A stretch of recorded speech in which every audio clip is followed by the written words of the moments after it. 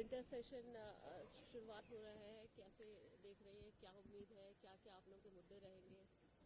देखिए, हम तो यही इसी तैयारी के साथ आए हैं कि हाउस चले और अच्छे से चले, और जो भी अपोजिशन का मुद्दा हो उस पर सत्ता पक्ष उसकी बात को सुने।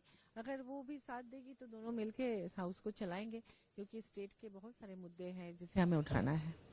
एसआईआर एक ऐसा मुद्दा है, ये कहा जा रहा था कल भी कि एसआईआर का मुद्दा उठाएंगे, कौन नहीं हो गया, दिल्ली में पॉल्यूशन होगा, बहुत सारे मुद्दे, खासकर एसआईआर को लेकर जिस तरीके से आप सभी लामबंद है, क्या इस बार भी एसआईआर का मुद्दा आप लोग उठाने वाले हैं? आज तो पहला दिन है, सब लोग मिलेंगे, बातचीत करेंगे। अब कौन सा मुद्दा छाया रहेगा ये तो आने वाले समय में पता चलेगा, लेकिन जो भी मुद्दा है उसको गंभीरता से लेना चाहिए सत्ता पक्ष को, क्योंकि सत्ता पक्ष और विपक्ष दोनों मिलकर ही पार्लियामेंट को चला सकते हैं। तो कई बार हम लोग देखते हैं कि हाउस ठीक से चलता ही नहीं है, तो उसमें कहीं ना कहीं सत्ता पक्ष की भी सहमति होती है नहीं चलाने में। ऐसा नहीं होना चाहिए, क्योंकि इम्पोर्टेंट बिल्स हैं, उसको पारित करने के लिए भी दोनों पक्षों की जरूरत है। कई बार तो बिना बहस के ही बहुत सारे इम्पोर्टेंट बिल्स पास हो जाते हैं, फॉरेस्ट कंजर्वेशन बिल और इस तरह के बिल्स तो ऐसे ही पारित हो गए बिना बहस के ठीक से।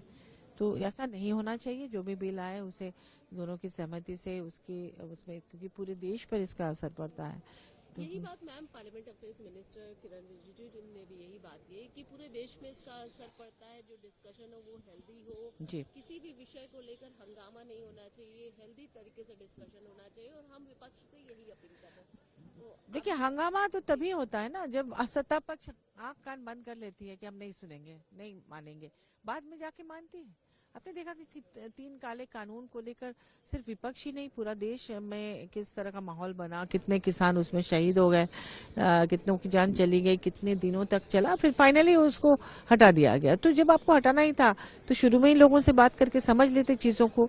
आप भी जिद पकड़ के बैठ जाते हैं कि नहीं हम तो मानेंगे नहीं, लेकिन बाद में फिर फाइनली आप मानते भी हैं। इसीलिए थैंक यू।